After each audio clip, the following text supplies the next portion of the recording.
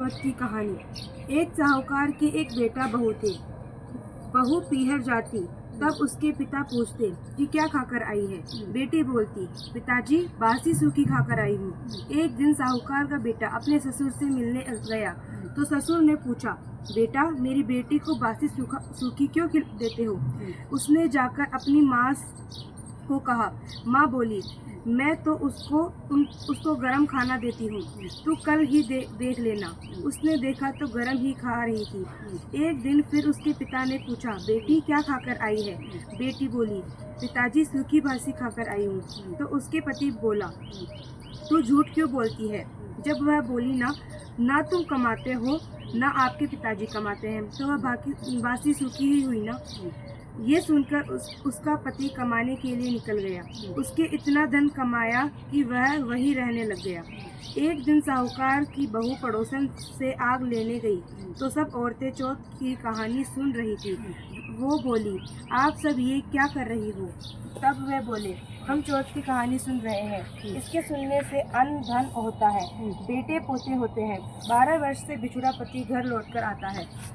उस दिन वे भी चौथ करने लगी। सासू 4 समय का खाना देती, एक बार का चांद को अर्घ देकर खुद खा लेती। ऐसे ही चौथ का व्रत करते 12 वर्ष हो गए। चौथ विधायक ने सोची कि इसको व्रत करते 12 वर्ष हो गए, अगर इसके पति को वापस नहीं लाए तो कलयुग में अपने को कौन मानेगा। इसलिए उस रात ही चौथ माता उसके पति को बोली कि अब तू घर चला जा, तेरी पत्नी तुझे याद कर रही है। तब वो बोला, मैं तो काम में बहुत उलझ गया हूँ, अब तो जाना मुश्किल है। चौथ माता बोली कि दिन उगने से पहले ही दोनों घोड़े गाड़ कर चौथ का नाम लेकर बैठ जाना।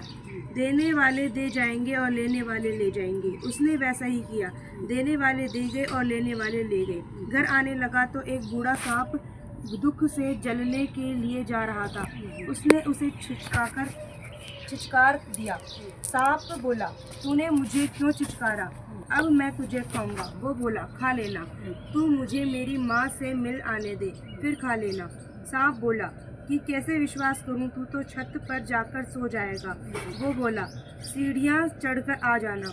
इतना कहकर उदास होकर घर आया और किसी से कुछ भी नहीं बोला और छत पर जाकर सो गया। उसकी पत्नी ने एक सीढ़ी पर बालू, दूसरी पर दूध का प्याला, तीसरी पर फूल व चौथी पर चौथ माता की आंखें रख दिए। रात में सांप आया। पहले तो बालू में खूब लेट पलोटा, खा लिया, दूध पी लिया, फिर फूलों की खूब खुशबू ले ली। चौथ माता सोची कि मैं इसका संकट नहीं टालूंगी तो अपने को कौन मानेगा। सो आँखों के झट में डाल तलवार बन गई। सांप से पूंछ कटकर उसकी जूती में गिर गई तो सांप की पूंछ सोची कि मैं इसके चटका को दिखाऊंगी। जब चींटियां ने अपने आपस में बात करी, इसकी पत्नी अपने को आटा घेरती थी, इसलिए इसके पत्नी की रक्षा करनी चाहिए। इसलिए सारी चींटियों ने पूंछ को धोती कर दिया और संकट टल गया। सुबह उठने में देर हो गई तो माँ उठकर जाने लगी तो सीढ़ियों में खून देखकर वो चिल्लाई कि मेरा बेटा मर गया।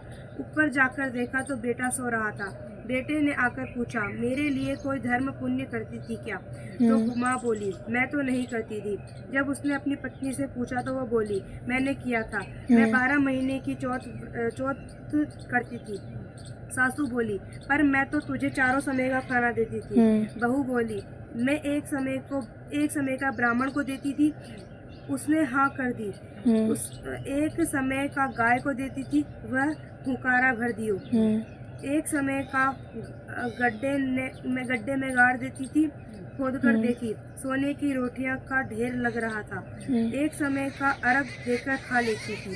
सारी नगरी में हल्ला फिरवा दिया कि पुरुष की लुगाई, बेटा की माँ, दिदा घोड़ा की धीरानी, सब ही चौथ का व्रत करे। हे चौथ माता, जैसे उसको सुहाग दिया वैसा सबको देना। कहानी के कहने वाले, सुनने वाले और हुकारा भरने वाले, अड़ोसन पड़ोसन सबको देना। जो चौथ माता की, जो मेरी चौथ